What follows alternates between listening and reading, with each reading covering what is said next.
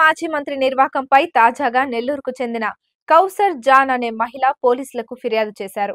నెల్లూరులో జనార్దన్ రెడ్డి కాలనీలోని తన స్థలాన్ని కబ్జా చేసి వైసీపీ కార్యాలయం కడుతున్నారని ఆరోపించారు.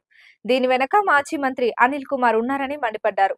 న్యాయం చేయాలంటూ అప్పటి మంత్రి అనిల్ కుమార్ యాదవ్ ఆఫీస్ చుట్టూ తిరిగినా ఆయన పట్టించుకోలేదని ఆవేదన వ్యక్తం చేశారు.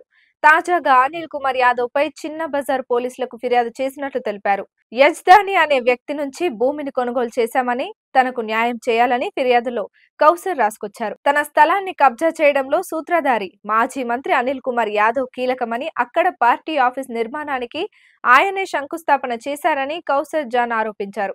కష్టపడి పొదుపు చేసిన డబ్బులతో కొనుగోలు చేసిన తన స్థలాన్ని తనకు ఇప్పించాలని పోలీసులను వేడుకున్నారు. వైసీపీ ప్రభుత్వం పోయి టీడీపీ నేతృత్వంలోని కూటమి ప్రభుత్వం ఏర్పడడంతో ధైర్యంగా ముందుకొచ్చి పోలీసులకు ఫిర్యాదు చేశానని కౌసర్ మీడియాకు వెల్లడించారు.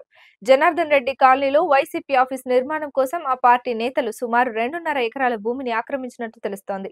కాగా ఈ కబ్జా ఆరోపణలపై 2 రోజులుగా సిటీలో చర్చ జరుగుతున్నప్పటికీ మాజీ మంత్రి అనిల్ కానీ వైసీపీ నేతలు కానీ స్పందించకపోవడం అనుమానాలకు తావిస్తోంది.